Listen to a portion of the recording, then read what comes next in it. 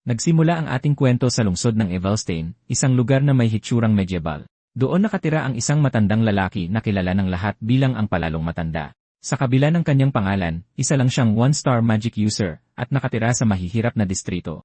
Sabi ng matanda ay isa siyang archmage pero palagi siyang iritado at nakikipagtalo pa sa mga batang naglalaro.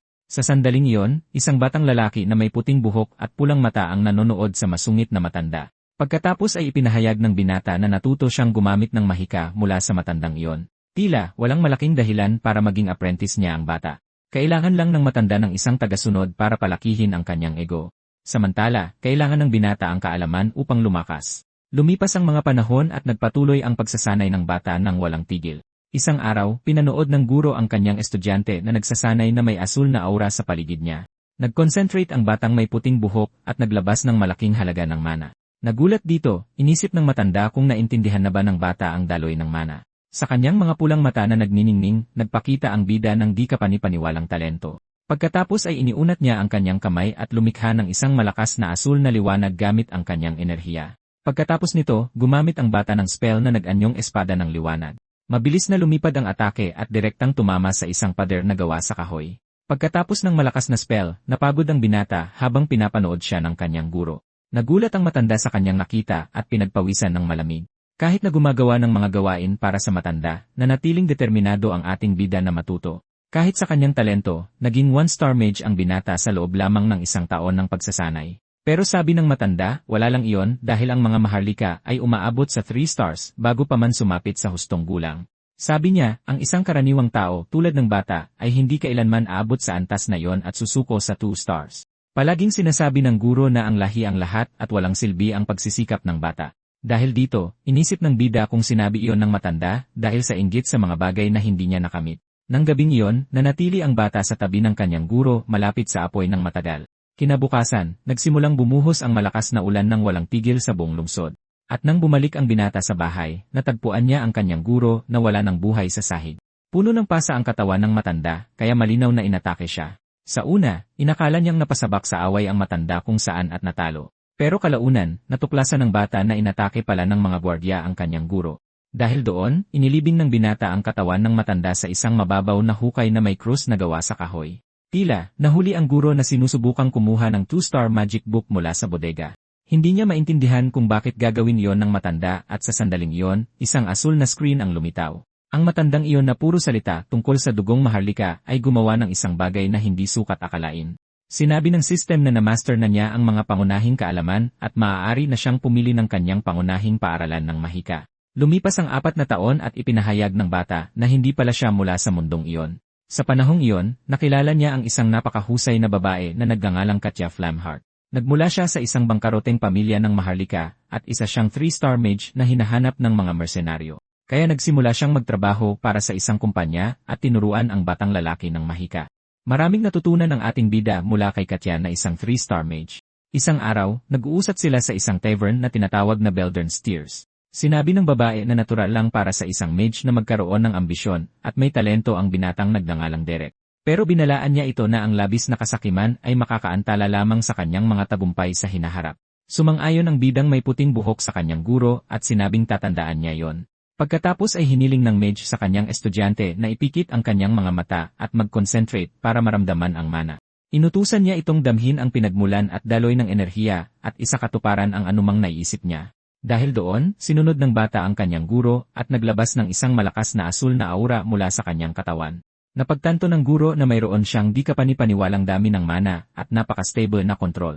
Sa sandaling iyon, ang mga mata ng bata ay kumislap ng kulay lila habang dumadaloy ang enerhiya.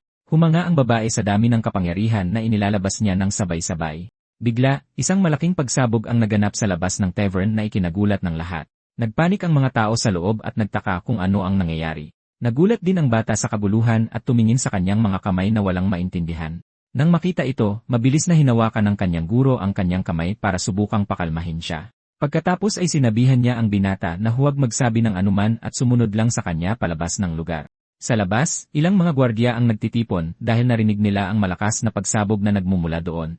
Pagkatapos ay dinala ng mage ang kanyang estudyante sa isang eskinita para iwasang makasalubong ang mga sundalo ng lungsod. Nagpatuloy ang binata sa pagsunod sa babae, hindi na intindihan kung ano ang nangyari.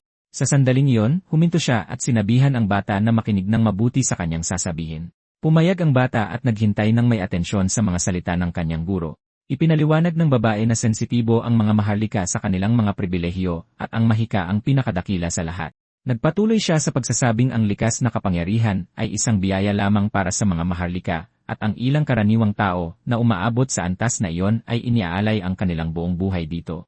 Dahil doon, ipinahayag ng mage na gumamit siya ng 2-star illusion spell na tinatawag na auditory hallucination. Kaya sa edad na 14 na, naging 2-star mage siya at kinumpirma ng system ang kanyang bagong kasanayan. Pagkatapos noon, patuloy siyang tinuruan ni Katya ng iba't ibang spell at kinwentuhan tungkol sa mataas na lipunan. Lumipas ang 1 taon at kinailangang umalis ng babae, naiwan ang binata. Tila, itinalaga siya ng pamilya ni Count Elvester bilang isang pribadong tutor. Ito ay isang alok na hindi matatanggihan ng mage. Ang pagiging guro ng mahika para sa isang pamilya ng maharlika na may ganoong kalibre ay isang biyaya para sa sinuman. Bilang paalam na regalo, iniwan niya ang isang 2-star magic book para sa bata. Kinuha ng bida ang libro na ibinigay ng kanyang guro at nagsimulang mag-aral ng mag-isa. 1 taon makalipas, natutunan niya ang 2 pang 2-star spell ng mag-isa. Sa isang determinadong tingin, ipinakita ng binata na hindi siya hihinto doon. Sa edad na 16 na, wala siyang balak huminto at isang lalaki ang tumawag sa kanya sa tavern. Tinanong ng lalaki ang bata kung anong uri ng trabaho ang hinahanap niya. Pagkatapos ay ipinahayag niya na ito ay isang hiling mula sa pamilya ni Grand Duke Duplain. Nagulat ang binata at nagtaka kung bakit hahanapin sila ng isang napakahalagang pamilya. Ngunit sinabi ng lalaki na ang mahalaga ay ang pamilya Duplain ay gumagastos ng ginto na parang tubig lang.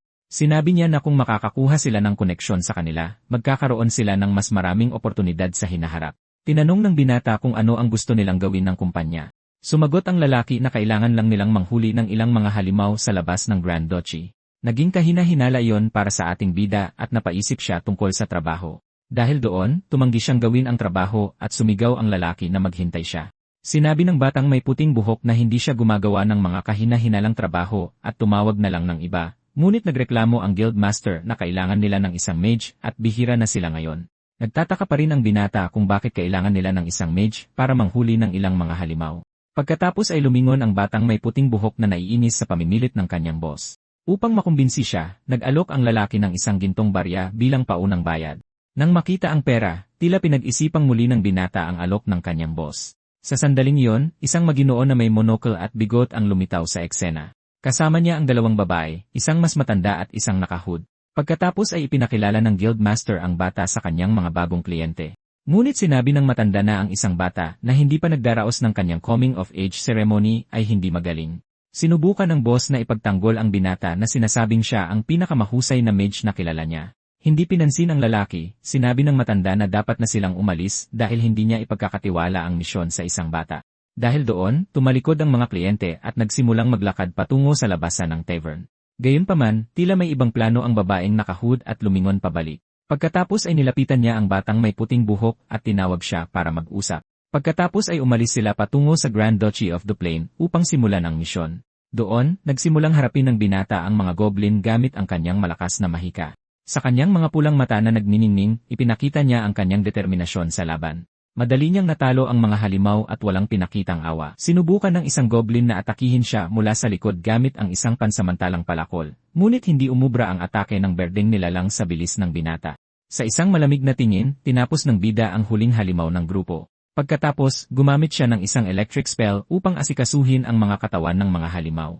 Nang matapos ang lahat, ipinaalam ng binata sa opisyal na tapos na ang trabaho.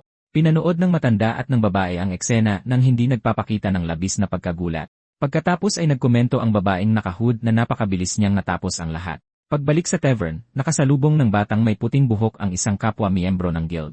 Inakusahan siya ng babaeng blonde na naging tuta ng mga maharlika. Sumigaw siya na kahit mga karaniwang tao sila, hindi nila dapat ibaba ang kanilang sarili para sa mga maharlika. Pagkatapos ay tinanong ng dalaga kung magkano ang ibinayad sa kanya para itapon ang kanyang karangalan.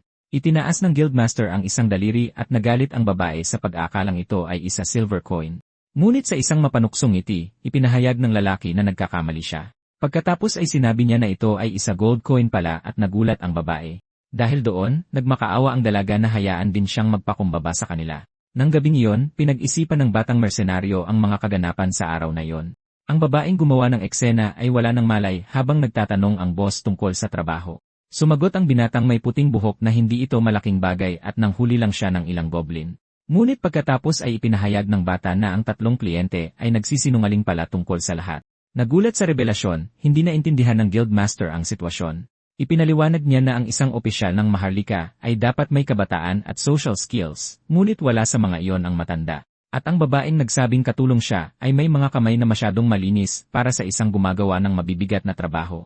Nang magsasalita na sana siya tungkol sa apprentice ng inspektor, pinutol siya ng kanyang boss sa pagtawag sa kanyang pangalan. Pagkatapos ay tumingin ang binata sa kanyang superior na may seryosong ekspresyon sa kanyang mukha. Sinabi ng lalaki na sila ay mga mersenaryo at kailangan lang nilang gawin ang trabaho at kunin ang pera. Kahit nakahina-hinala, sumang-ayon ang bata sa mga salita ng kanyang boss at tinanggap ang sitwasyon. Tinapos ng boss sa pagsasabing sa kalikasan, ang kaligtasan lang ang mahalaga at ang iba ay walang kwenta. Kinabukasan, bumalik sila sa Grand Duchy of Duplain para tapusin ang trabaho. Ipinaalam ng binata sa mga kliyente na malinis na ang lugar at hindi babalik ang mga goblin sa loob ng ilang panahon. Nang matapos ang trabaho, tinanong ng Guildmaster ang matanda tungkol sa huling bayad. Dahil dito, iniabot ng kliyente ang 2 makintab na gintong barya bilang gantimpala sa serbisyo. Natwa ang lalaki sa pera at ipinakita ang 2 gintong barya sa bata. Nang makita ang eksenang iyon, tumikhim ang lalaking may monocle para kunin ang kanilang atensyon. Sinabi niya na lubos niyang pinahahalagahan ang mga kasanayan ng binata at nais niyang gumawa ng bagong hiling. Sumingit ang Guildmaster sa usapan at tinanong kung ano ang gusto niya sa kanyang nasasakupan. Ipinahayag ng lalaki na nag-aalok ang Grand Duke ng 15 gintong barya para sa trabaho na ikinagulat ng lahat. Tinanong ng lalaking may monocle kung tatanggapin ng binata ang bagong misyon. Nang walang pag-aalinlangan, pumayag ang batang may puting buhok sa alok. Dahil doon, sumakay sila ng karwahe at umalis patungo sa tirahan ng Grand Duke. Hindi nagtagal, nakarating sila sa mansyon ng pamilya Duplain, isang dambuhala at marangyang lugar. Humanga ang Guildmaster sa laki ng tirahan ng Maharlika. Bago sila pumasok, sinabi ng matanda na kailangan niyang formal na ipakilala ang kanyang sarili sa kanila. Ipinahayag niya na ang kanyang pangalan ay Delin at siya ang head butler ng estate. Kinabahan ang Guildmaster, hindi alam kung ano ang gagawin sa sitwasyong iyon. Sunod, ipinakilala ng mas matandang babae ang kanyang sarili bilang si Katarina, ang head housekeeper. Nahihiya, ipinakilala ni Jaden ang kanyang sarili bilang pinuno ng Beldren Mercenary Company. Inisip ng binata na inaasahan na niya ito, ngunit medyo mataas pala ang kanilang mga posisyon. Sa sandaling iyon, ang babaeng nakahood na tahimik lang ay nagsimulang gumalaw. Nang makita ito, nagtaka ang Guildmaster kung sino ang huling taong iyon. Pagkatapos ay inalis ng misteryosong babae ang kanyang hood, ipinakita ang kanyang mukha sa lahat. Ang kanyang mahaba at madilim na buhok ay humahampas sa hangin habang ipinakikita niya ang sarili. Pinanood ng bida ang babaeng may asul na mata na may seryosong ekspresyon. Ipinakilala niya ang kanyang sarili bilang si Azilion at sinabing gusto niyang italaga ang bata bilang tutor ng kanyang kapatid. Nagulat ang binata sa alok at nagtaka kung tama ba ang narinig niya. Sa loob ng tirahan ng Duplain, isang binata ang malakas na nagbukas ng pinto at pumasok sa opisina. Pagkatapos ay pumasok siya ng padabog sa opisina at sinigawan ang kanyang ama na nagngangalang Valerian. Pumasok ang bata na nakuha ang atensyon ng kanyang ama at ng kanyang blonde na kapatid. Pagkatapos ay sinabihan ng Grand Duke ang kanyang anak na si Reg, na kumilos ng may dignidad sa kanyang harapan. Naiinis, sinabi ng binata na ang nangangailangan ng dignidad ay si Diala habang tinutulungan niya ang isang katulong. Umiiyak ng desperado ang dalaga dahil sumobra na ang ginawa ni Diala at sinaktan siya. Pagkatapos ay sinabihan ng blonde na kapatid si Reg na tumahimik dahil nasa kalagitnaan sila ng usapan, ngunit hindi siya pinansin ng binata at sinabing mahigit 1-0 katulong na ang umalis noong nakaraang buwan. Tinanong niya kung gaano katagal pa babaliwalain ng kanyang ama ang pasaway na iyon. Tumayo ang blonde na kapatid na naiinis sa ugali ni Reg at isinigaw ang kanyang pangalan. Pagkatapos ay sinabihan ng lalaking may mapusyaw na buhok ang kanyang kapatid na tumigil sa paggawa ng eksena at umalis. Natahimik sandali ang lalaking may madilim na buhok na may seryosong ekspresyon. Sabi niya, kahit walang silbi si Diala, nariyan pa rin si Azilion para sa hinaharap. Sinabi ni Reg na oras na para paalisin ang problemadong babae, ngunit mahinahong tinanggal ng Grand Duke ang kanyang salamin at sinabing hindi niya yon desisyon. Ipinahayag ng binata na nakahanap na siya ng monasteryo para sa kanya at mas makabubuti iyon para sa pamilya. Nagalit sa mga salita ng kanyang anak, marahas siyang hinawakan ng ama sa ulo. Sa isang mabilis na galaw, ibinagsak ng Grand Duke ang ulo ni Reg sa kanyang mesa. Sa isang nagbabantang tingin, idiniin ng lalaki ang kanyang anak sa kahoy na mesa. Kahit nasasaktan, sinabi ng binata na pagdating ng panahon, kailangang magdesisyon ang kanyang ama. Tinitigan ng Grand Duke ang kanyang anak ng isang malamig at nagbabantang tingin pagkatapos ng alitan. Samantala, sa wakas ay nakarating na sina Azilion at ang ating bida sa pangunahing silid. Tinanong ng babae kung narinig na ba ng batang mage ang tungkol sa kanyang kapatid, si Diala, na may misteryosong ngiti. Sabi niya, hindi gaanong kilala ng publiko ang kanyang kapatid. Sa sandaling iyon, bumukas ang malalaking pinto ng opisina at pumasok sila sa silid. Sa loob, natagpuan nila si Reg na may sugatang mukha at ang kanyang blonde na kapatid. Binati ng lalaking may mapusyaw na buhok si Azilion at tinanong kung kumusta ang kanyang pananatili. Sumagot ang dalaga ng may ngiti na namuhay siya ng komportable, salamat sa kanyang pag-aalaga. Pagkatapos ay sinabi ng nakatatandang kapatid na nasaktan si Reg at maaari silang mag-usap mamaya. Gamit ang kanyang mga pulang mata, tahimik na inoobserbahan ng bida ang buong sitwasyon. Naglagay ang lalaking blonde ng tela sa ulo ni Reg para gamutin ang kanyang sugat. Patuloy na sinusuri ng batang may puting buhok ang kakaibang dinamika ng pamilyang iyon. Pagkatapos ay napansin niya ang katulong na kasama ni Reg na umiiyak sa isang sulok ng silid. Napaisip ang batang mersenaryo, sinusubukang intindihin kung ano ang nangyayari doon.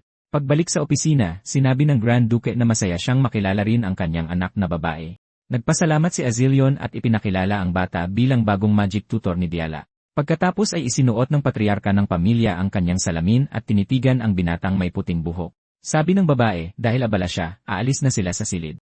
Ngunit bago sila umalis, sinabihan ng Grand Duke ang bagong magic tutor na manatili. Lumingon ang bida, hindi naiintindihan kung ano ang gustong pag-usapan ng Maharlika. Sa opisina, naging tensyonado ang kapaligiran habang nagtititigan ang Grand Duke at ang binata. Kalmado, nagsimulang magsulat ang pinuno ng pamilya Duplain sa isang piraso ng pergamino sa kanyang mesa. Pagkatapos ay nagkomento siya na napakabata ng lalaki at tinanong kung 16 na taong gulang na siya. Kinumpirma ng bidang may puting buhok ang kanyang edad sa Maharlika sa isang simpleng. Tinanong ng lalaki ang tungkol sa kanyang mga kasanayan at sinabi ng binata na gumagamit siya ng one-star magic. Sa isang ngisi, nagsimulang tumawa ang Grand Duke sa sagot ng bata. Sabi niya, ang pagpapakumbaba ay hindi laging isang bertud at alam niyang nagsisinungaling ang binata. Nang makitang nahuli na siya, nanatili na lang tahimik ang batang may puting buhok. Pagkatapos ay inilabas ng Maharlika ang kanyang aura at napagtanto ng binata na isa siyang 5-star mage. Humingi ng paumanhin ang mersenaryo, ngunit sinabi ng Lord na naiintindihan niya dahil ang sobrang talento ay maaaring maging masama. Nagkomento ang lalaki na base sa kanyang damit at edad, hindi mukhang magic tutor ang binata. Nang walang pag-aalinlangan, inihayag ng lalaking may puting buhok na isa talaga siyang mersenaryo. Sinabi ng Maharlika na nagtitiwala siya sa pinili ng kanyang anak at papayagan siyang pumasok sa annex. Pinaalis niya ito, ngunit sumingit ang binata para magtanong ng huling katanungan. Pagkatapos ay pinayagan ng Grand Duke ang binata na sabihin ang gusto niyang malaman. Sinabi ng binata na ang kanyang tungkulin bilang mersenaryo ay siguraduhing matuto ng mahika si Lady Diala. Ipinaliwanag niya na ang misyon ay mapasok ang dalaga sa mataas na lipunan. Tinanong ng lalaki kung bakit sinasabi ng binata ang mga bagay na halata na sa kanya. Dahil dito, isiniwalat ng binata na mayroon siyang seryosong hiling na gagawin. Naintriga ang Grand Duke sa katapangan ng binata at naghintay na marinig ang kanyang hiling. Samantala, sa ibang lugar, isang plato ang malakas na ibinato sa sahig. Sa ingay, napasigaw sa gulat ang katulong at napaurong sa takot. Paulit-ulit na humingi ng paumanhin ang katulong ngunit tinrato siya ng dalaga ng may matinding paghamak. Sinabihan ng batang Maharlika ang katulong na umalis at pinagbantaan itong huwag nang magpakita muli. Sa kabilang silid, tinanong ng Guildmaster si Isalin kung bakit pinili niya ang binatang iyon. Sinabi niya na maraming tutor ang pipila para sa trabahong ito at magiging mahirap para sa isang karaniwang tao. Isiniwalat ng dalaga na nasubukan na niya ang mga pinakasikat na tutor, ngunit sumuko silang lahat. Dagdag pa niya, ang master ng binata ay isang bangkaroteng Maharlika, kaya marami siyang natutunan. Dahil dito, naniwala ang dalaga na magagabayan niya ang kanyang kapatid na si Diala ng may kabaitan. Tumawa ang lalaki at sinabing kailangang matuto ni Azulan na mas bumasa ng mga tao. Pinaalalahanan niya ito na lumaki ang binata sa kalye at hindi nabuhay sa kabaitan lamang. Nagulat ang batang Maharlika sa sinabi ng lalaki at tila pinag-isipan muli ang kanyang desisyon. Sa sandaling iyon, ginabayan ng ating bida sa pasilyo ng isang mayordomo, ang binatang may puting buhok at lumapit sa isang malaking kahoy na pinto sa pasilyo. Pagkatapos, itinaas niya ang kanyang kamay para kumatok sa pinto ng kwarto. Kumatok ng 2 beses ang binata sa pinto at naghintay ng sagot mula sa kabilang panig. Dahil walang sumasagot, tahimik lang siyang tumayo doon sandali. Nang makitang walang sasagot, nagpa siya ang batang mersenaryo na buksan ang pinto mismo. Pagpasok sa silid, binati niya ang taong nakaupo sa loob. Pagkatapos ay ipinakilala niya ang kanyang sarili bilang si Derek sa babaeng may kulay kape na buhok na nakaupo sa mesa. Ang babaeng may blonding buhok na nagpakilalang si Diala ay sinabihan ang binata na lumapit. Sinunod ang utos, naglakad ang lalaking may puting buhok papalapit sa maharlikang babae. Sa sandaling iyon, umiti ng mapanukso ang dalaga at tila may plano sa isip. Bigla, may ibinato siya sa mukha ng binata na hindi nakaiwas sa tamang oras. Dahil dito, basang-basa ang binata ng marumi at nakakadiring tubig. Nagsimulang tumawa ang babae at sinabing, akala niya ay may pumasok na daga mula sa imburnal. Pinahiya niya ito at sinabing sa muling pag-iisip, mukha nga talaga itong daga mula sa imburnal. Kinuha ng batang maharlika ang isang malapit na upuan para gamiting suporta. Gamit ito, umakyat siya sa isang maliit na mesa para maging mas matangkad sa binata. Pagkatapos ay ibinuhos ng blonde ang isang timba ng maruming tubig sa ulo ng bagong magic tutor.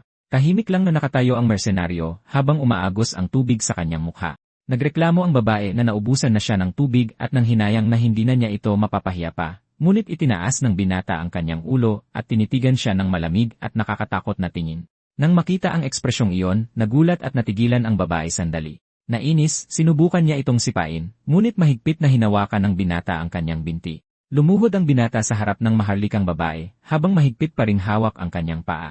Nagalit ang babae dahil hinawakan siya at ininsulto ang mersenaryong may puting buhok. Tinakpan niya ang kanyang ilong at nagreklamo na mabaho ito dahil sa maruming tubig.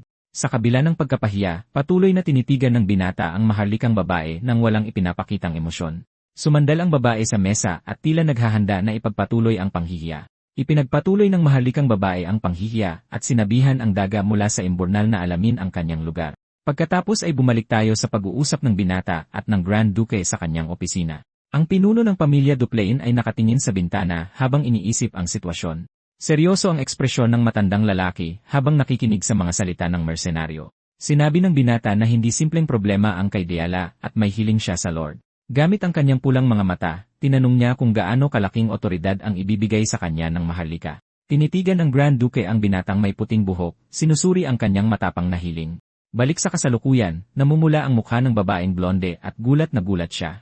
Tila nawala ng pasensya ang binata at binigyan ng isang matunog na sampal ang spoiled na maharlika. Pagkatapos ay minamaliit niya itong tiningnan ng may malamig na ekspresyon at walang pagsisisi. Nagulat, idinampi ng babae ang kamay sa kanyang mukha, hindi makapaniwala sa nangyari. Habang nagniningning ang kanyang pulang mga mata, sinabihan ng mersenaryo ang dalaga na tumayo. Sa sandaling iyon, naalala niya ang isang pag-uusap 3 taon na ang nakalipas kasama ang kanyang master. Noon, tinanong niya si Katya kung ano ang gagawin sa isang napakatigas na ulong estudyante. Sumagot ang mage na susubukan niyang unawain at yakapin ang ganoong uri ng estudyante. Ngunit para sa binata ay masyadong idealistiko ang sagot at nagtanong siya tungkol sa pinakamalalang kaso. Ipinaliwanag ng master na kung mabigo ang komunikasyon, kailangan ng ibang panimula. Seryoso ang tingin, isiniwalat niya na ang paraan ay gamitin lamang ang takot sa iyong kapakinabangan. Balik sa silid, ang dalaga ay nasa sahig pa rin at lubos na takot sa kanyang mga ginawa. Sinabihan siya ng binata na tratuhin ang iba ng may respeto at tumayo na ngayon. Itinulak ng spoiled na maharlika ang sarili mula sa sahig para subukang tumayo pagkatapos ng leksyon. Puno ng galit, sinugod niya ang batang mersenaryo para subukang lumaban. Sumisigaw ang babae na walang karapatan ang isang karaniwang taong tulad niya na hawakan ang isang maharlikang babae, ngunit tuluyang nawala ng pasensya ang binata at binigyan ng isa pang sampal ang dalaga para patahimikin ito. Sinabi niya na hindi na niya kailangan pang ulitin ang sarili ng 2 beses para sa kanya. May nakakatakot na ngiti, tila hindi naintindihan ng maharlikang babae ang kanyang sinasabi. Kaya sumigaw siya para tawagin ang mayordomo at inakusahan ang binata ng pananakit sa isang ginang ng maharlika. Dahil dito, tumakbo ang punong mayordomo at mga katulong at tinanong kung ayos lang siya. Pinagalitan ng matanda ang binata at sinabing malalaman ng Grand Duke ang kanyang ginawa, ngunit walang bahala, kinuha lang ng binatang may puting buhok ang pergaminong itinatago niya. Isiniwalat niya na binigyan siya ng Grand Duke ng buong otoridad sa edukasyon ng dalaga. Kinuha ng mayordomo ang dokumento at nagulat nang makita ang opisyal na selyo ng pamilya sa papel. Nagulat din ang batang maharlika at hindi maintindihan kung ano ang nangyayari. Nang gabing iyon, tila kalmado ang mansyon ng Duplain, ngunit hindi pa tapos ang kaguluhan. Ang kapatid na blonde, si Valerian, ay tumatakbo sa mga pasilyo kasama si Haig na sinusubukang pakalmahin siya. Pagkatapos ay bigla siyang pumasok sa isa sa mga silid na sumisigaw at tinatawag ang mersenaryong kanyang kinuha. Sa loob, kalmadong nagbabasa ng libro sa kama ang binatang may puting buhok. Sumigaw si Valerian at tinanong kung paano niya nagawang pagbuhatan ng kamay si Diala, ngunit pinigilan siya ni Reg ng pilit. Kalmadong sumagot ang tutor na iyon ay isang bagay na pinahintulutan mismo ng Grand Duke. Sinabi ni Reg sa kanyang kapatid na pinayagan ito ng kanilang ama at panauhin siya ni Aislinn. Sinabihan ni Valerian ang binata na sumama sa kanya at sinabihan si Reg na huwag makialam. Sinabi ng kapatid na may maitim na buhok na kailangan ni Diala ng leksyon at hindi sosobrahan ni Valerian. Dahil dito, pinanood ng bida ang dalawang magkapatid na may seryosong ekspresyon sa kanyang mukha. Nagtataka si Reg kung bakit labis na pinoprotektahan ng kanyang kapatid na blonde ang walang pag-asang babaeng iyon. Sa isang madilim na silid, ilang lumang manika ang nakaupo sa sahig malapit sa pinto. Inanyayahan ni Valerian ang binata na pumasok sa dating silid ng kanyang kapatid na si Diala. Ipinaliwanag niya na ito ang kanyang silid sa pangunahing bahay at hindi pa ito nagagalaw mula noon.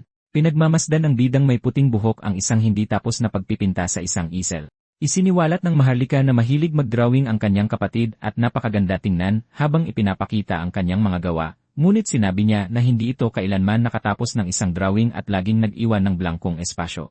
Humingi ng paumanhin si Valerian sa pagiging emosyonal kanina at sinabihan siya ng binata na huwag mag-alala. Tinanong ng mersenaryo kung bakit siya dinala sa silid na yon na puno ng mga pinta. Gustong ipakita ng lalaking may blonding buhok na hindi nararapat na maliitin si Diala ng ganoon. Sinabi niya na naging obsessed ito sa kanyang lahi at nauwi sa pagpapadala sa annex. Ngayon, nais ni Valerian na pigilan silang ipadala siya sa isang monasteryo at kumuha ng ilang libro. Dahil doon, nagmakaawa ang nakatatandang kapatid sa binata na iligtas ang kanyang kapatid na si Diala. Ngunit may napansin ang bida sa mga libro at pinahintay muna ang Maharlika. Sinabi niya na base sa mga tala sa gilid, hindi pa tuluyang sumusuko sa mahika ang dalaga. Tinanong ng binata kung ang mga iyon ay libro mula sa paaralan ng mga regulasyon at kinumpirma ni Valerian. Nag-isip ng malalim ang mersenaryo sa bagong tuklas at tila may plano sa isip.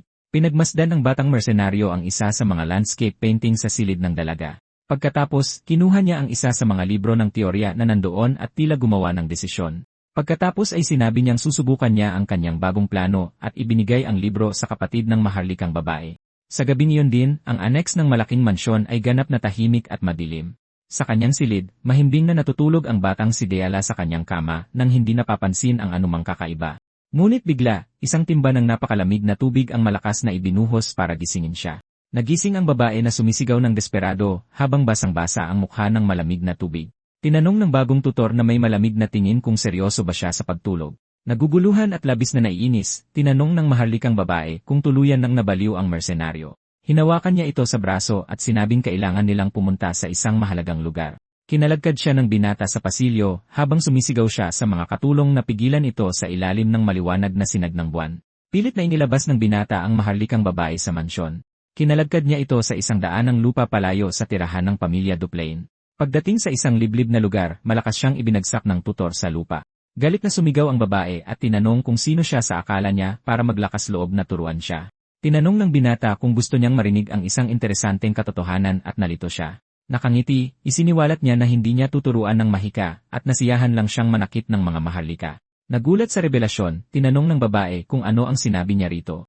Ipinagpatuloy niya ang pagsasabing ang pagiging tutor ay isang dahilan lamang para sa kanyang masasamang plano.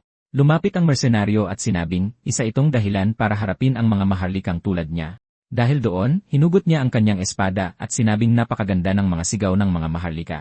Takot na nagtanong ang babae kung sa tingin niya ay makakalusot siya dito. Nakangiti, sinabi niyang dahil pupunta siya sa isang monasteryo at walang maniniwala sa kanya. Sinabi ng mersenaryo na sa pinakamasamang sitwasyon, maaari niyang pagbayaran ito ng kanyang buhay dahil walang halaga ang isang karaniwang tao.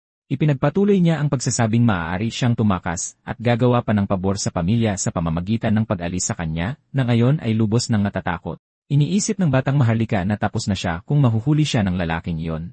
Dahil doon, nagsimulang tumakbo ng desperado ang babaeng may blonding buhok para takasan ang panganib. Iniisip niyang kailangan niyang maiwala ito sa gubat dahil madali siyang mahuhuli sa bukas na lugar. Kabisado ng dalaga ang gubat at plano niyang bumalik sa bahay sa pamamagitan nito, ngunit nadapa siya. Iniisip niyang siya ang nasa problema, ngunit biglang may nakakuha ng kanyang atensyon. Isang malaking bolang apoy ang lumitaw sa kalangitan na nagbibigay liwanag sa buong kadiliman ng gabing iyon. Pagkatapos ay inilunsad ng binatang may puting buhok ang malakas na spell sa direksyon ng gubat. Nagulat, lumingon ang babae at napagtantong isa itong fireball spell. Hawak ng magic tutor ang bola ng apoy ng may seryoso at determinadong tingin. May mapanuksong ngiti, ipinakita ng mersenaryo na hindi siya nagbibiro. Dahil dito, mabilis na lumipad ang malakas na fire magic patungo sa takot na babae. Nagniningning ang refleksyon ng apoy sa mga mata ng maharlikang babae habang papalapit ang atake. Sa isang sigaw ng takot, tumilapon ang babae dahil sa lakas ng pagsabog. Isang malaking maapoy na pagsabog ang nangyari sa likuran niya na sumira sa lahat sa paligid. Nakahandusay sa lupa at sa matinding takot, halos hindi makapaniwala ang batang maharlika sa kanyang nakita. May nakakatakot na ngiti, sinabi ng mersenaryo na sinadya niyang sumablay sa kanyang tira. Nagliwanag ang kabilugan ng buwan sa gabi habang nagpapatuloy ang habulan sa madilim na gubat. Dahil dito, tumakbo ng desperado ang batang maharlika para subukang iligtas ang sariling buhay. Sa kanyang mukha, nagpakita ang babae ng pinaghalong takot at determinasyong makatakas. Ngunit sa isang sandali ng pagkagambala, natapilok siya sa isang ugat ng puno sa kanyang daan. Dahil sa pagkadapa, malakas na bumagsak ang babaeng blonde sa lupa at hindi na protektahan ang sarili.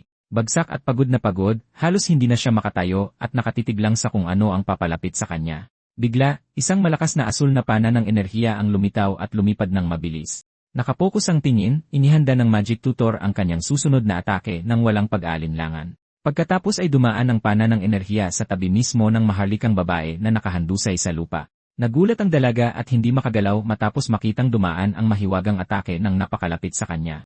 Pinuri ng mersenaryo ang kanyang mga galaw at sinabing mahirap paniwalaan na nanatili siya sa annex. Hinihingal, tinitigan lang siya ng babae ng tahimik at lubos na naguguluhan. Tumayo siya at nagsimulang tumakbo pabalik sa gubat habang pinapanood siya ng binata. May bahagyang ngiti, tila kontrolado ng tutor na may puting buhok ang lahat. Naisip ng maharlikang babae kung gaano katagal siyang tatakbo at kung makakatakas pa ba siya sa lugar na iyon. Bigla, tila may malaki siyang napagtanto at huminto sa pagtakbo sandali. Samantala, ginamit ng binata ang kanyang mahika sa isang sanaw ng tubig sa daan. Pinagmasdan niya ang landas sa madilim na gubat na sinusundan ng babaeng blonde. Kinumpirma ng binata na yon ang gubat na nakita niya sa mga pinta at kung saan siya madalas maglaro. Naintindihan niya na naramdaman niya ang enerhiya ng kalikasan at inilipat ito sa kanyang mga pinta. Habang nagniningning ang kanyang pulang mga mata, tila eksakto niyang naintindihan kung ano ang nangyayari. Pagkatapos ay napagod ang babae sa pagtakbo at binato ang ulo ng mersenaryo. Ngunit kalmadong hinugot ng binatang may puting buhok ang kanyang espada para ipagtanggol ang sarili. Sa isang mabilis na kilos, hinati niya ang bato sa gitna ng walang kahirap-hirap. Nagulat ang maharlikang babae at lubos na natakot sa galing ng tutor. Pinuri niya ang kanyang saloobin sa pagsubok na lumaban at sinabing hindi iyon madaling desisyon. Pagod na pagod, bumagsak ang babae sa lupa na humihingal at wala ng lakas para lumaban pa. May malamig na tingin, sinabi ng binata na tila wala na siyang lakas para tumakbo. Itinutok niya ang kanyang espada sa maharlika at tinanong kung mayroon siyang huling sasabihin. Ngunit may ngiti, tila walang pakialam ang babae sa kanyang banta. Hinamon niya ito at sinabing hindi niya ibababa ang kanyang sarili tulad ng gagawin ng mga karaniwang tao sa sitwasyong iyon. Tinanong ng mersenaryo kung bakit siya masyadong obsessed sa kanyang maharlikang lahi. Yumuko lang ng tahimik ang dalagang blonde sandali. Isiniwalat niya na kung aalisin ang kanyang katayuang maharlika, wala nang matitira para sa kanya. Galit na galit, nagsimulang sumigaw ng desperado ang babae tungkol sa mahika at sa kanyang kabiguan. May luha sa kanyang mga mata, isinigaw niyang hindi nito alam kung gaano karaming beses siyang sumubok at nabigo. Tahimik lang na pinanood ng tutor na may puting buhok ang pagsabog ng damdamin ng batang maharlika. Ipinagpatuloy niya ang pagsasabing nabigo siya sa mahika, sa pagpipinta, at sa lahat ng sinubukan niyang gawin. Desperado, tinanong niya kung ano pa ang natitira para sa kanya bukod sa kanyang maharlikang lahi. Lumuhod ang babae at nagtaka kung ano siya kung wala ang kanyang katayuan sa lipunan. Tahimik lang siyang pinanood ng tutor na may puting buhok, pinoproseso ang buo niyang pagsabog ng damdamin. Pagkatapos ay ipinatawag niya ang isang asul na espada ng enerhiya at naghanda para sa susunod na hakbang ng kanyang plano. May luha sa kanyang mga mata, tila tinanggap na ng batang maharlika ang kanyang malagim na katapusan. Itinaas ng mersenaryo ang kanyang talim at sinabing narinig na niya ang lahat ng gusto niyang sabihin. Takot at namumula ang mukha, nagpaalam na ang babae habang hinihintay ang katapusan. Sa isang mabilis na kilos, iwinasiwas ng lalaking may puting buhok ang kanyang espada ng enerhiya. Mahigpit na ipinikit ng maharlikang babae ang kanyang mga mata habang hinihintay ang huling hagupit ng tutor. Nanatili siyang nakapikit at hindi alam kung ano ang mangyayari sa kanya. Bigla, ang talim ng mersenaryo ay lumikha ng malalaking kristal na yelo sa paligid niya. Idinilat ng dalaga ang kanyang mga mata at nakita ang mga kristal na yelo na nabubuo sa lahat ng dako. Pagkatapos ay lumikha ang binata ng isang harang na yelo sa paligid ng maharlikang babae nang hindi siya sinasaktan. Tinignan ng babae ang kanyang mga kamay at nagtaka kung iyon ba ay isang uri ng mahika. Nang makumpleto ang kanyang plano, itinago ng binatang may puting buhok ang kanyang espada ng enerhiya. Humingi siya ng paumanhin sa kanyang kabastusan at pinuri ang pagsusumikap ng dalaga. Nanatiling gulat ang dalagang maharlika, hindi naintindihan ang nangyari. Ipinaliwanag ng tutor na iyon ay pagpapakita lamang ng mana at magaling ang ginawa niya. Dahil dito, hindi napigilan ng dalaga ang kanyang damdamin at nagsimulang umiyak ng walang tigil. Sumigaw siya at umiyak ng desperado, inilalabas ang lahat ng sama ng loob na kinikimkim niya. Nanood lang ang mersenaryo mula sa malayo habang inilalabas ng dalaga ang lahat. Ang kabilugan ng buwan sa kalangitan ay nagbigay liwanag sa pagtatapos ng matinding aralin sa gabing iyon. Inihayag ng tutor na kabilang siya sa isang wild magic school at nalito ang dalaga sa impormasyon.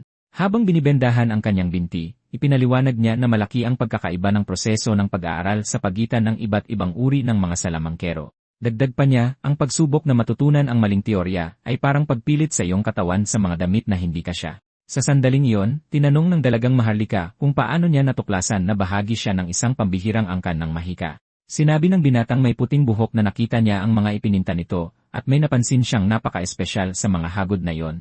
May seryosong tingin, sinabi ng mersenaryo na naramdaman niya ang enerhiya ng kalikasan at nailipat niya ang lahat ng iyon sa canvas. Pagkatapos ay ipinaliwanag niya na ang mga salamangkero ng ganitong uri ay nararamdaman ang natural na mana mula pa noong bata, kaya naman lagi siyang naiba sa iba. Lubos na nagulat ang dalagang blonde nang matanto niyang sa wakas ay may nakakilala sa kanyang natatagong talento. Pagkatapos niyang magbenda, sinabi ng binata na tapos na ang trabaho at makakalakad na siya ng may kaunting sakit. Ngunit nagbabala ang guro na unang hakbang pa lang ang nagawa niya at magsisimula bukas ang totoong pagsasanay.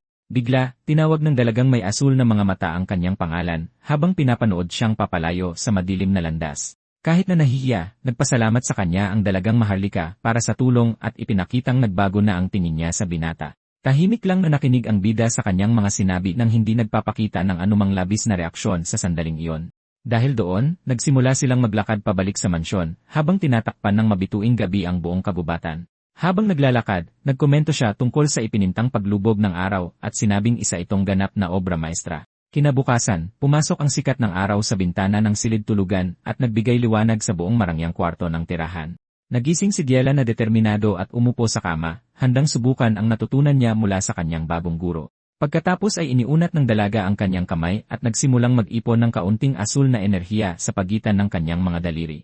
May matinding kislap sa kanyang mga mata, sinubukan niyang palabasin ang kanyang kapangyarihan ng natural tulad ng itinuro sa kanya. Gayunpaman, nabigo ang mahika at naging usok lamang, na ikinainis ng dalagang Maharlika sa resulta. Isang katulong ang may dalang timba ng tubig habang payapang naglalakad sa marangyang pasilyo ng mansyon. Sa sandaling iyon, biglang binuksan ng dalagang blonde ang pinto at ginulat ang nagagambalang katulong na halos matumba.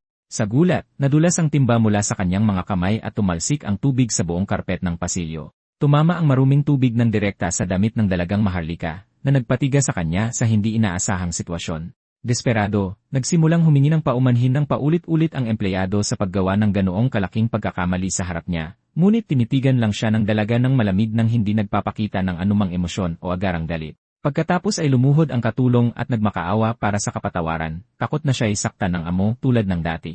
Nakakagulat, sinabihan lang siya ng dalaga na mag-ingat at nagpatuloy sa kanyang lakad na parang walang nangyari. Dahil dito, lubos na nagulat ang katulong at nagtaka kung bakit hindi siya nakatanggap ng sampal o sigaw mula sa spoiled na dalaga. Habang papalapit ang kanyang mga kasamahan, dahil sa kuryosidad, sinubukan nilang intindihin kung ano ang nagbago sa kakaibang pag-ugali ng kanilang batang amo. Sa kabilang kwarto, mahimbing na natutulog ang tutor na may puting buhok, ninanamnam ang kanyang bihirang sandali ng pahinga at kapayapaan. Bigla, ginising ng malalakas na katok sa pinto ang binata na nagreklamo tungkol sa napakalakas na ingay ng napakaaga sa kanyang araw ng pahinga. Pagkatapos ay binuksan niya ang pinto habang kinukusot ang kanyang mata at sinusubukang intindihin ang dahilan ng lahat ng sigawan sa kanyang tenga. Sa sandaling iyon, lumitaw ang dalagang blonde kasama ang mayordomo at hinihiling na magsimula ang mga aralin sa mahika sa eksaktong sandaling ito ngayon. Nagulat ang ginoong may monokol ng matuklasan na sa wakas ay nagawang palabasin ng dalaga ang kanyang mana ng mag-isa sa kanyang silid. May determinadong tingin, inutusan ng estudyante ang mersenaryo na turuan siya kaagad dahil sabik na siyang umunlad agad.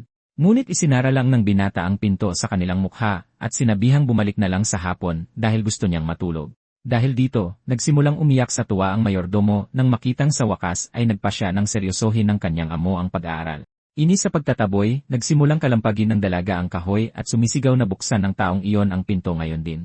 Kahit sa lahat ng iskandalo sa labas, bumalik sa kama ang binatang may puting buhok at nagpa siyang huwag pansinin ang maliit na pasaway. Maningning na sumikat ang araw sa malaking mansyon ng pamilyang Maharlika habang nagniningning ang araw sa asul na kalangitan. Pagkatapos ay narinig namin ang tunog ng matatag na mga yapak na umaalingawngaw sa marangyang mga pasilyo ng malawak na ari-arian. Nagkomento ng may pagtataka ang dalawang katulong na si Lady Diala ay hindi nakabasag ng kahit isang plato buong araw.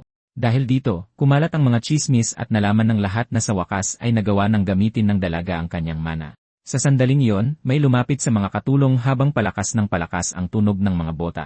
Huminto ang binatang may maitim na buhok at tinanong kung ano ang sinasabi nilang dalawa tungkol sa kanyang kapatid kanina lang.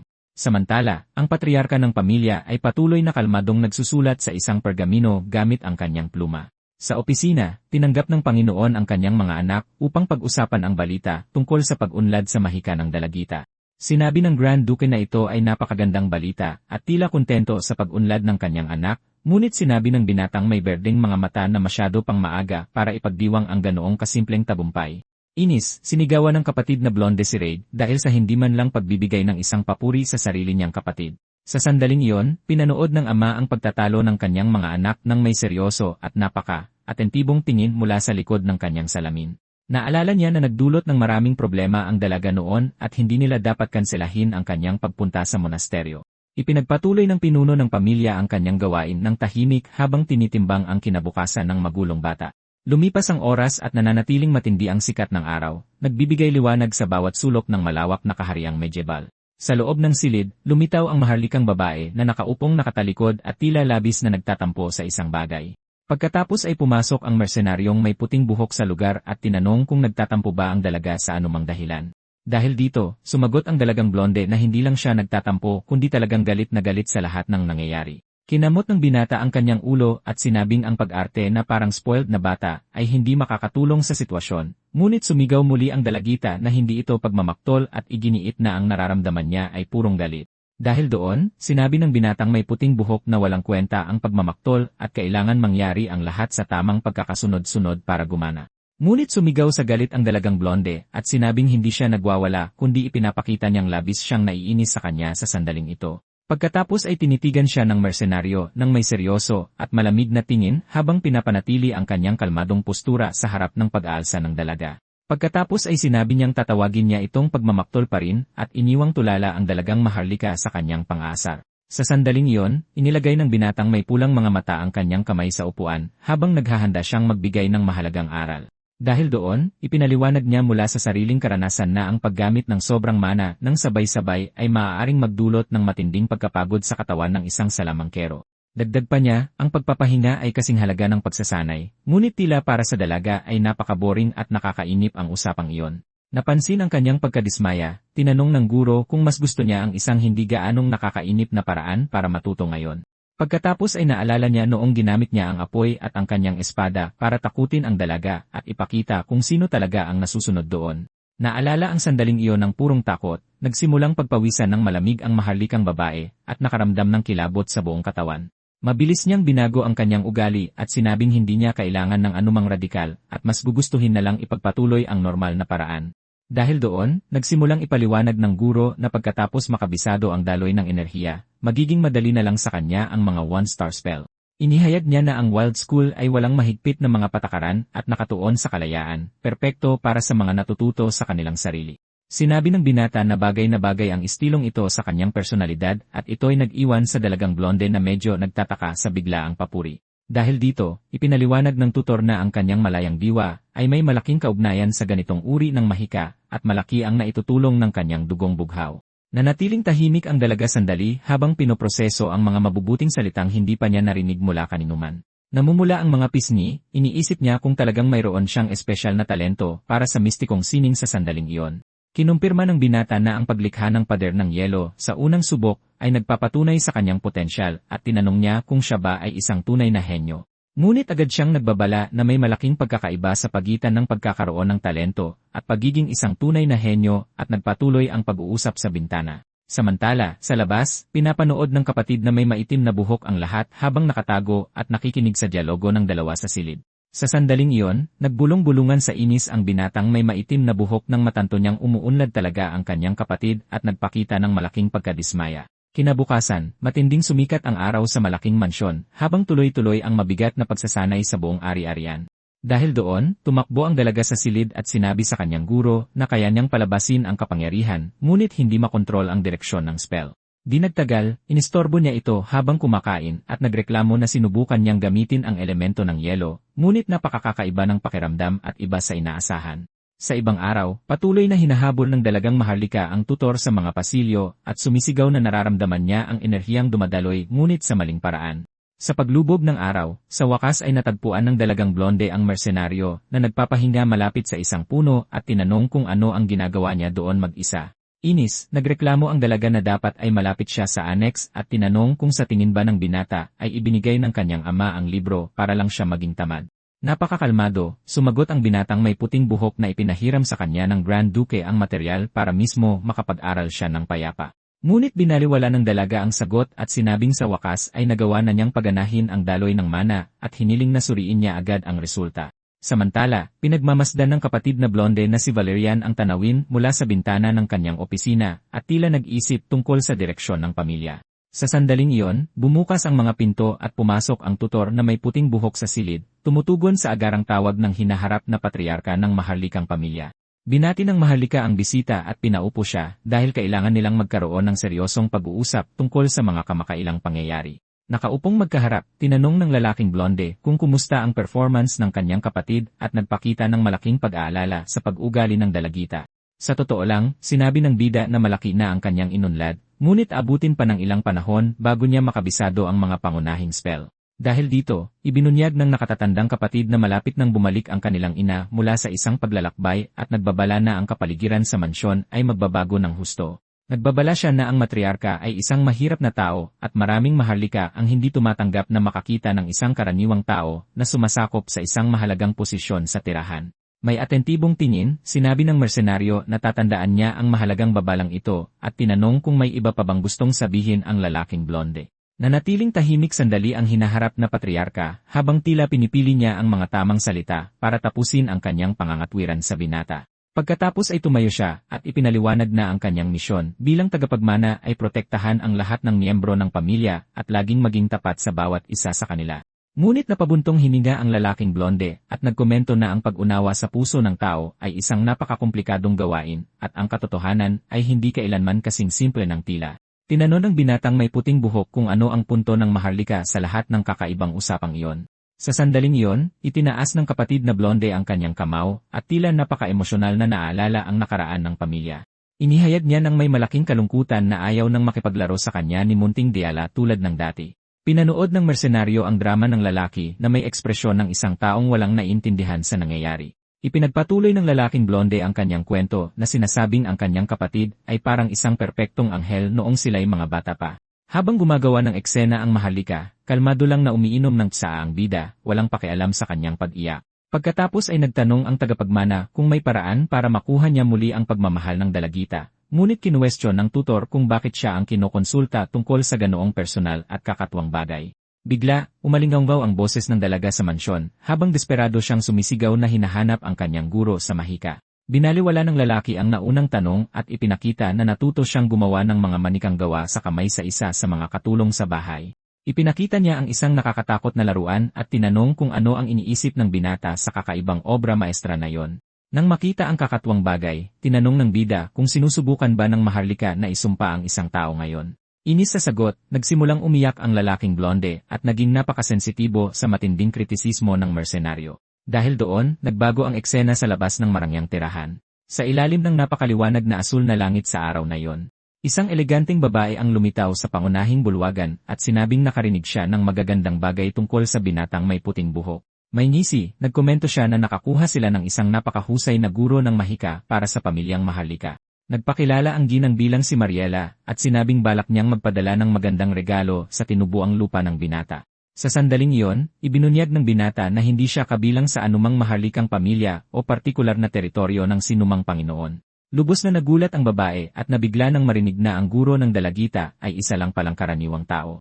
Nagniningning ng maliwanag ang araw sa marangyang tirahan ng pamilyang maharlika na nagpapahiwatig na magiging mahabang araw ito na puno ng sorpresa para sa lahat.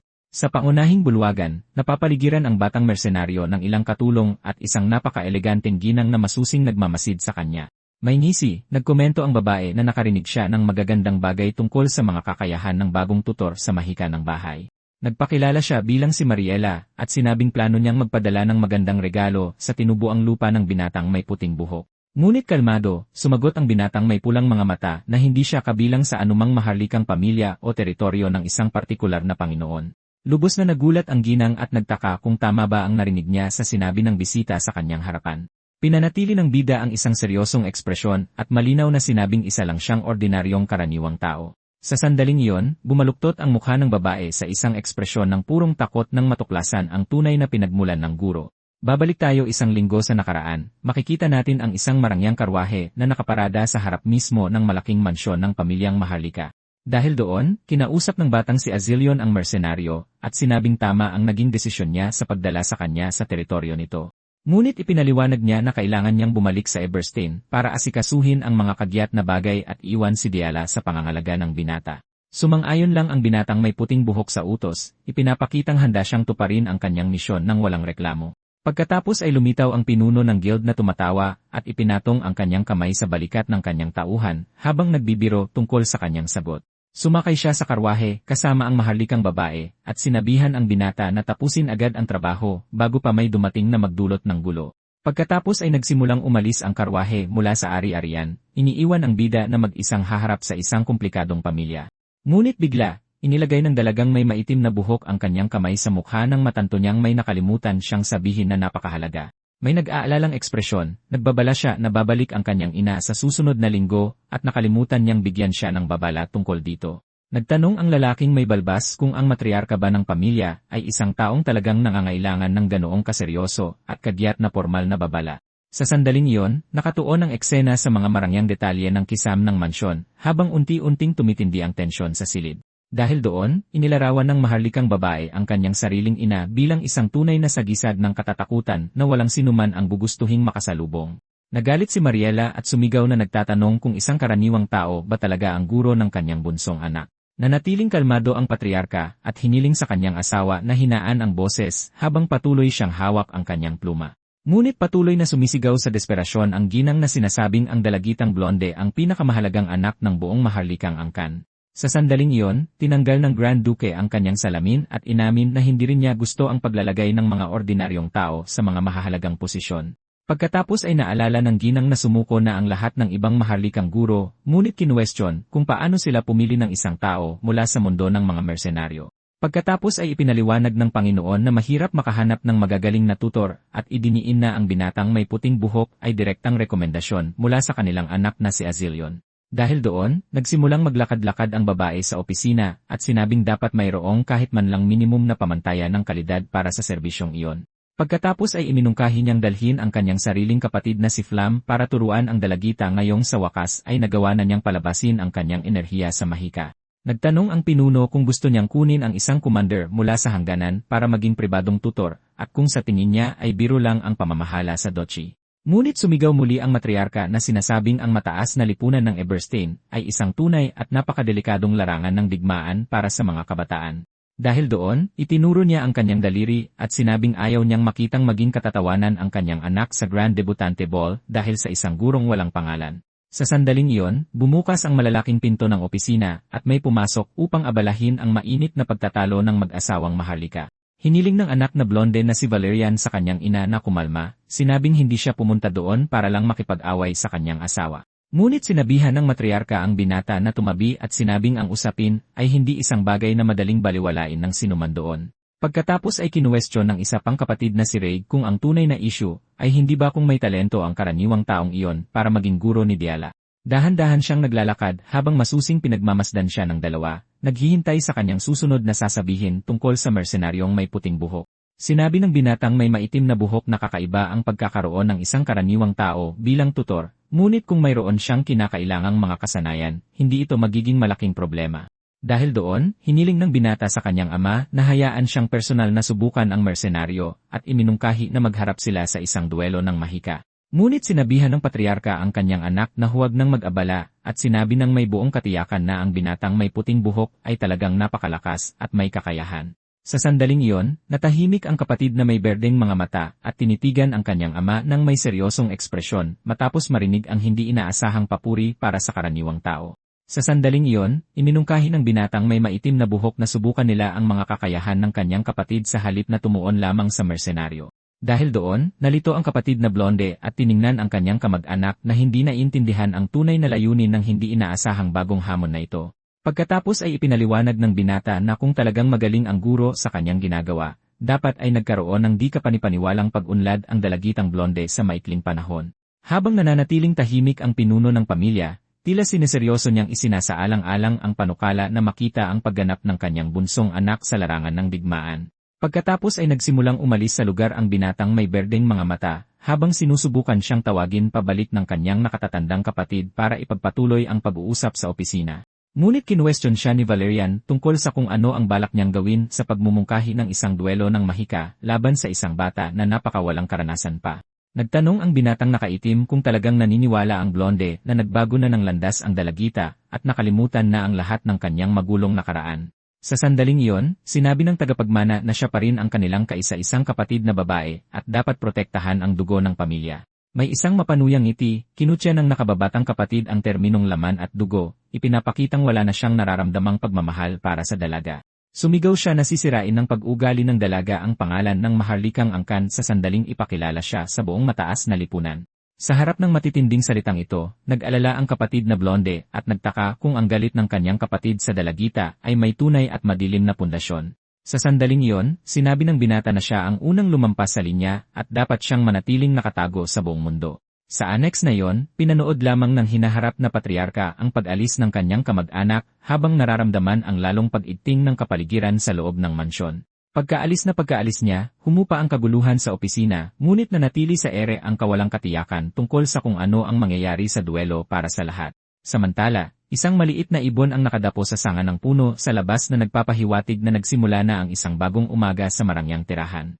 Bigla, pumasok ang dalagitang blonde sa silid ng kanyang guro na sumisigaw, ipinapakitang galit na galit siya sa isang bagay na katutuklas pa lang niya. Patuloy na nagbabasa ng kanyang libro ang binatang may puting buhok at nagtataka kung ano ang dahilan ng sobrang ingay ng napakaaga sa kanyang silid. Pagkatapos ay inihagis niya ang isang opisyal na balumbon sa mga pahinang binabasa ng binata para makuha ang buong atensyon ng kanyang guro sa mahika. May determinadong tingin, sinabi ng dalagita na kung matatalo siya sa duelo ng mahika, agad natatanggalin sa trabaho ang mersenaryo mula sa kanyang posisyon sa mansyon. Sa kabila ng banta, sinabi ng binata na narinig na niya na ang kalaban ay isang bihasang one-star mage at magiging mahirap para sa kanya ang laban. Nagalit ang dalaga at sumigaw na matatanggal sa trabaho ang binata kung hindi niya sineseryoso ang hamon na yon. Dahil doon, kalmadong sumagot ang mersenaryo na ginagawa lang niya ang trabahong binayaran sa kanya at wala ng iba. Dagdag pa niya, nakatanggap na siya ng malaking paunang bayad, kaya wala na siyang pakialam sa iba pa. Dahil doon, lubos na nagulat ang dalagang blonde at nagtanong kung seryoso ba ang kanyang guro tungkol dito. Lumipas ang isang linggo at malakas na iwinawagayway ang watawat ng Grand Duchy, na nagpapahiwatig na dumating na sa wakas ang araw ng duelo. Handa na ang training courtyard habang nagtitipon ang pamilyang Maharlika at mga katulong para panoorin ang laban. Sa sandaling iyon, naglakad ang patriarka ng may otoridad kasama ang kanyang asawa na tila inis pa rin sa lahat. Magalang na yumuko ang binatang may puting buhok at inihayag na kararating lang ng Panginoon at ng kanyang mga kasama. Pinanatili niya ang kanyang kalmado at propesyonal na postura kahit sa nakakatakot na presensya ng lahat ng makapangyarihang Maharlika. Pinagmamasdan ng ama ang binata at nagtataka kung may lihim na dahilan kung bakit siya gaanong kampante.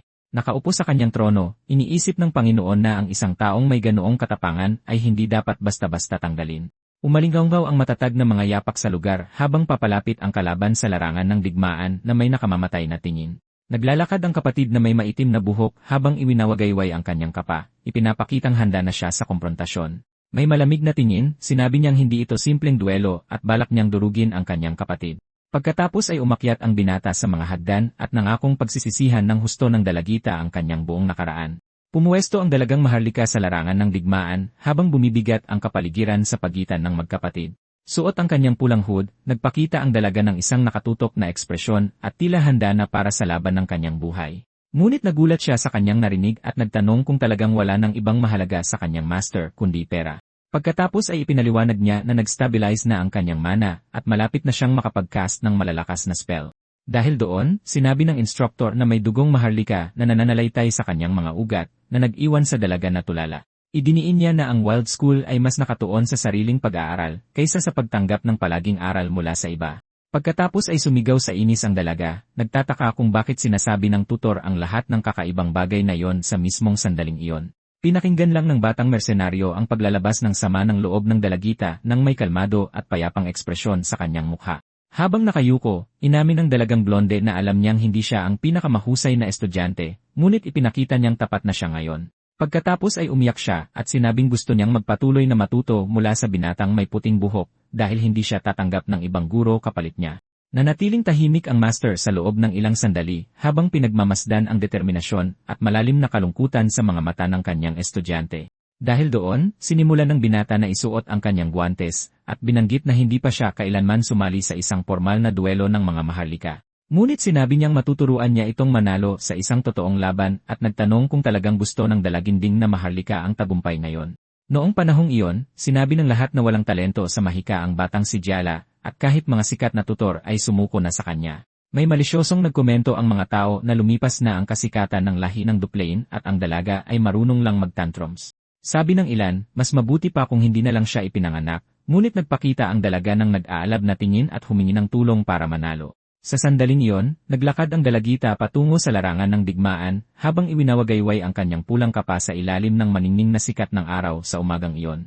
Pinanood niya itong mabuti at napagtanto na wala siya roon bilang isang kapatid o bilang bunsong anak ng isang mahalagang pamilya. Pumuwesto ang dalaga na may matinding kislap sa kanyang mga mata dahil ngayon, nakikita niya ang kanyang sarili bilang kanyang disipulo at isang tunay na mage lamang.